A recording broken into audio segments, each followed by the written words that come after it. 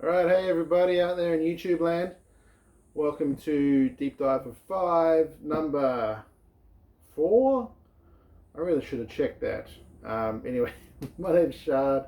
What's going on? It's Tuesday. Here it's summer. Just in the beautiful Blue Mountains outside of Sydney.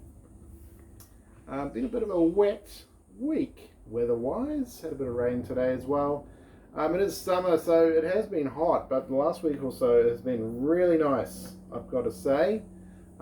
Despite the rain, it's been, nice chill nights, and yeah, it's been good. Alright, deep dive of 5. I've got 5 CDs. Just going to go through them. Little recollections, little bit of nostalgia mining, that kind of thing. This is from my collection of CDs currently residing in my wardrobe in boxes. So we're going to go through 5 of these. A little chat, and if you want to, hit me up if you've got any memories in regards to these albums. Let me know. Let's start off. Number 1, The Feeling, 12 Stops and Home.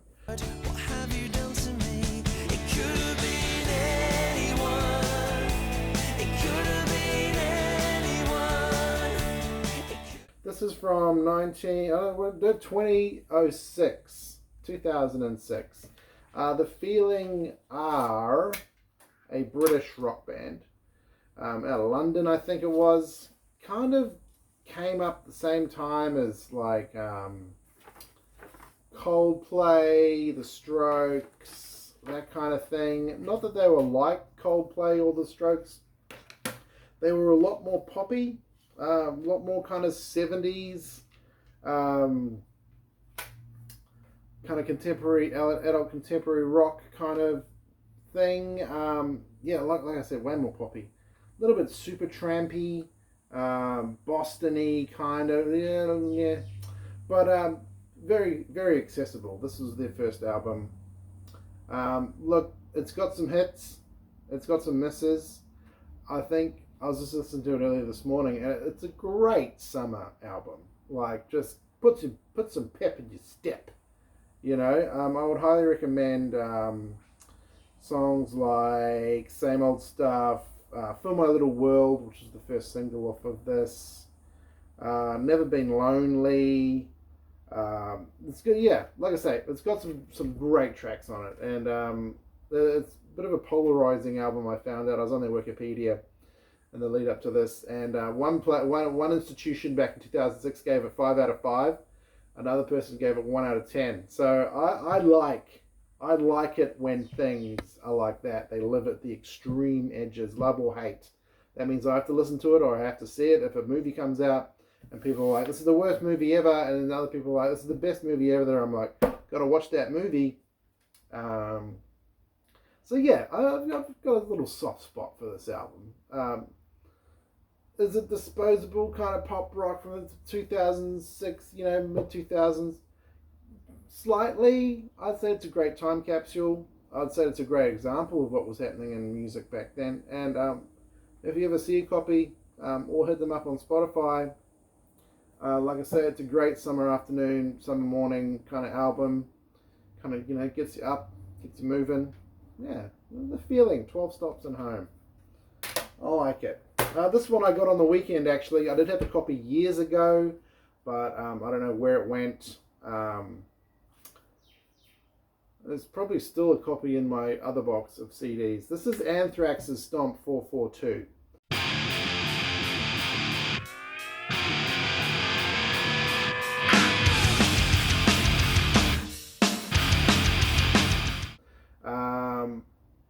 A little backstory on this particular copy. I went to my local Vinnie's store, op shop, up in Springwood in New South Wales, and there was a whole heap of metal and rock albums, CDs specifically, in various little tubs scattered throughout the store. And I went through all of them, and I got, I think, 5 or so CDs. This is one of them. I saw this, I was like, yes, Stomp 442, Anthrax. This is my guilty pleasure Anthrax. It is not on streaming because of various like copyright, album, record label things. So it's not on their Spotify. Look, it's not the greatest Anthrax, but it's not the worst Anthrax.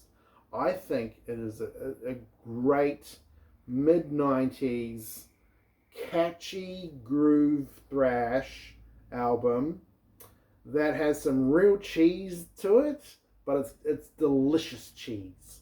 I think it's got some great songs, got some great riffs. John Bush, the singer, is just on fire. I mean, the whole band's on fire. They're tight as tight can be at the best of times. But I think, this is a divisive album amongst Anthrax fans. And because it's not on Spotify, I haven't listened to it in ages.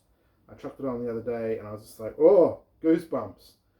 One of the great driving CDs, I think. It's got some great driving songs, got some awesome riffs. I think it's a rock solid album. It's hard to find these days because it's not on streaming, and I don't know if it's worth anything on Discogs or anything. But yeah, great album, man. Great album. It was the kind of the follow up to Sound of White Noise, which was a massive album because it was the first of John Bush. After they kicked out Joey Belladonna, or he left or whatever, after Persistence of Time, which is a great album too. I think that's my favorite Anthrax album.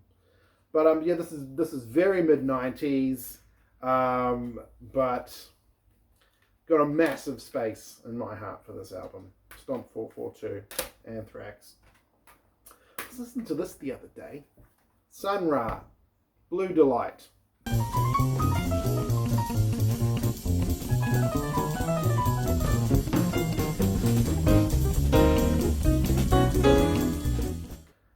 Sun Ra, if you haven't heard of Sun Ra, he was easily, if not the most prolific recording artist of the 20th century. He died in the mid-90s. He had been recording since the 50s, I believe, and Sun Ra was like basically music genius. Free jazz kind of pioneer. Released over 100 albums, had about 1,000 songs published. Started up his own music collective called the Orchestra. Had his own almost spiritual movement. Like, not that it was a cult or anything. Look, check his out his Wikipedia page. If you've got nothing to do, or if you're skiving off work this afternoon, jump on Wikipedia. Give the old Sun Ra Wikipedia page a read, because he is a fascinating cat. And Blue Delight was from 1989. I think it's a really good introduction to Sun Ra. Just very awesome mellow jazz stuff. His discography is like all over the place. But I would I really like this album. Great jazz album. Sun Ra, over 100 albums, so take your pick where you want to start, but fascinating guy, absolutely fascinating. And I want to dip more into his discography, just because, there's not many people like that, ever, who come out and are that creatively kind of rich and prolific. Like, they either kind of, release something, won something, and then they go off and die, or they kind of fade back into obscurity. But Sun Ra was nothing if not consistent. And like I said, fascinating guy. Yeah, Sun Ra, Blue Delight, really good. The Cranberries. Everybody else is doing it, so why can't we?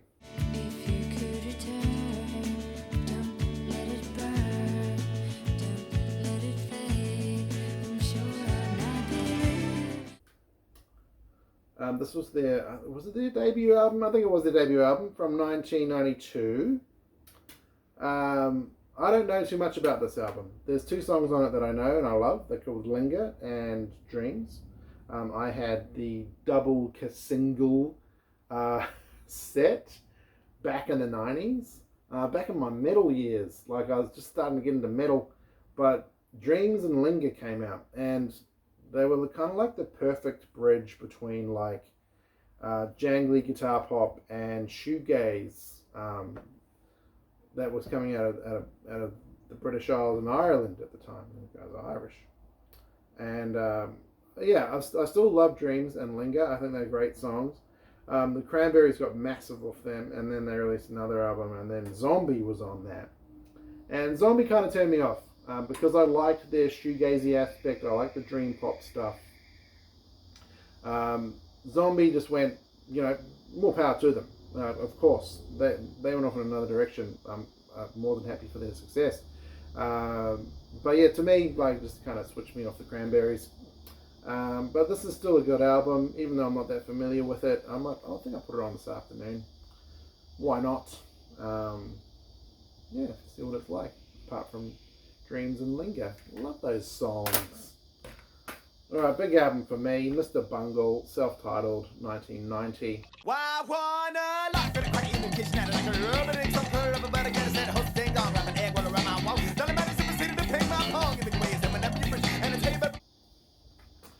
Mike Patton, of course.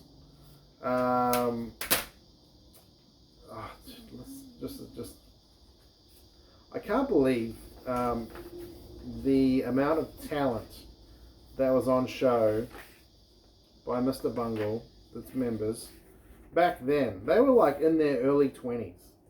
And they were in their teens when they first did the Raging Wrath of the Easter Bunny or whatever, their death metal demos. And then they did this album. So Mike Patton was riding high off joining Faith No More and breaking open the world with The Real Thing, which is a great album. Coming off the back of that, he had a lot of play in terms of mainstream record label access, and he got his band Mr. Bungle to do this album in 1990 or 1991. I think it first came out. Produced by John Zorn, just avant-garde jazz gentleman. It's got like who's on it? Trevor Dunn on bass, Trace Bruins on guitar, Danny Heifetz, I think that's how you say his name, on drums. Dude, you won't hear another album like this easily in your time on this planet. So I would say give it some time if you haven't. If you do know Mr. Bungle, you know what I'm talking about. This album is all over the place. 10 tracks. It goes everywhere. Everywhere. And Mr. Bungle, if only, I wouldn't say they got better, but I would say they were, if not consistent in their weirdness. Like Disco Volante in 1995. That album, it took me years to get into that album.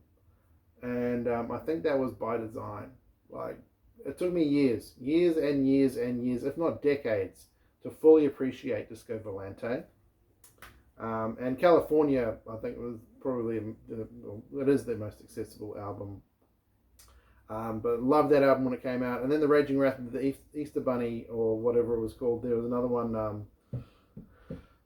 They redid the demos with Scotty and Dave Lombardo. Scotty and from Anthrax, Lombardo from Slayer, Phantomus and stuff like that. And those were just crushing. But it all started here, Mr. Bungle. And just, yeah, great album. Quote unquote, Squeeze Me Macaroni, Carousel, Egg. Look at all the songs. I know them all back to front. And yeah, one of my favorite, most influential albums to me of all time, I've got to say. Great album, Mr. Bungle. Alright, that's it. Deep Dive at 5. Hit me up on the comments below. Yeah, I'm going to do another one soon. And yeah, sorry it's been a while, because my computer went on the fritz and I had to kind of get it fixed, and now it's kind of fixed-ish. So yeah, I'll be back. I'll be back very soon with another deep dive of 5. If you've got anything that you want me to look at, anything you think I might like and need to listen to, let me know on the comments below. Hit subscribe, all that stuff. Yeah, cool. See ya.